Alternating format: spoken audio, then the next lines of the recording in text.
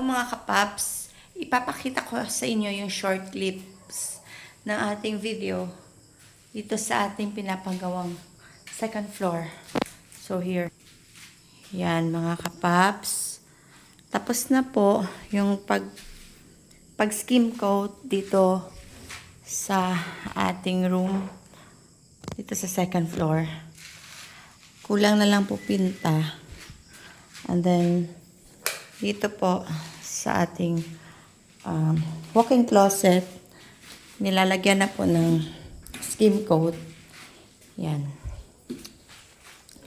At dito sa ating CR,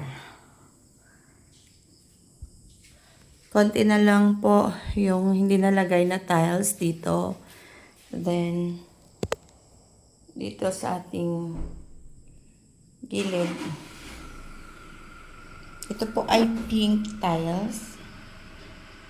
Yan, pink po yan. May natira pong maliliit dito sa itaas. Yan. At saka, dito po, wala pa po dito, hindi pa po natapos dito yung tiles natin.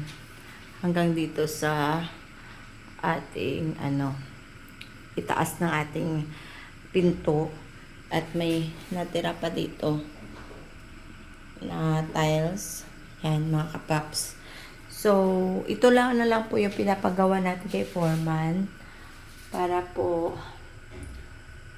mag-stop na at makalagay na po tayo ng kisame. So, yan lang po mga kapaps. Konting tour tayo sa labas.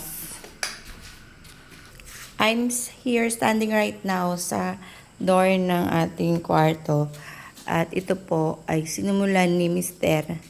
mag-skim coat nung nakaraan, pero inulit po ng ating tauhan. At dito sa labas ng window, nakapintaan na po ng flat paint, and then nakalagay na po ng ganito para abang sa ating door. Ito po ay swing door, permanent, at dito sa permanent window natin. Then dito na po nag-skim coat yung ating tauhan. So tingnan natin mga kapaps.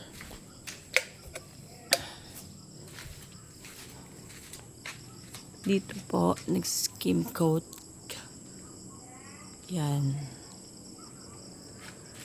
Yan na muna tayo. Then, dito yung sabi ko na naka-paint na. Yan mga kapaps. Hanggang dito na muna tayo. See you next video. Another day, another update.